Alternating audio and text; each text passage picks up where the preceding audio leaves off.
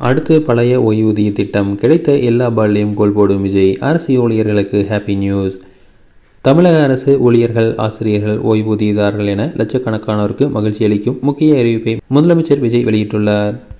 அரசு ஊழியர்களுக்கான அகவிலைப்படி 2% உயர்த்தப்படுவதாக அறிவிக்கப்பட்டுள்ளதால் அரசு பணியாளர்கள் மத்தியில் உற்சாகம் ஏற்பட்டுள்ளது.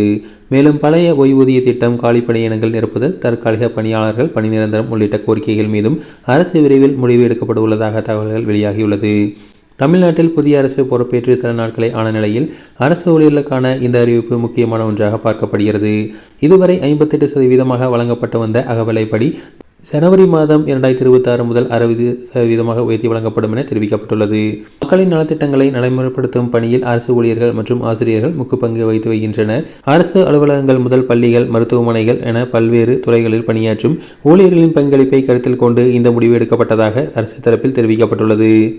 அரசு ஊழியர்கள் இது பற்றி பேசும்போது, புதிய அரசு பொறுப்பேற்றவுடன் ஊழியர்களின் கோரிக்கையை கவனத்தில் கொண்டு அகவிலைப்படி உயர்வை அறிவித்திருப்பது வரவேற்கத்தக்கது. விலை உயர்வு அதிகரித்து வரும் சூழலில் இது நிச்சயமாக உதவியாக இருக்கும் என தெரிவித்துள்ளனர். இதனுடன் அரசு ஊழியர்களுக்கான மேலும் சில நல அறிவிப்புகளும் விரைவில் வெளியாகும் என எதிர்பார்ப்பு உருவாகியுள்ளது. குறிப்பாக பழைய ஓய்வூதிய திட்டம், காலி பணியிடங்கள் நிரப்புதல், தற்காலிக பணியாளர்கள் பணி நிரந்தரம் உள்ளிட்ட கோரிக்கைகள் மீது அரசு விரைவில் முடிவெடுக்க வேண்டும் என அரசு ஊழியர்கள் சங்கங்கள் வலியுறுத்தி வருகின்றன.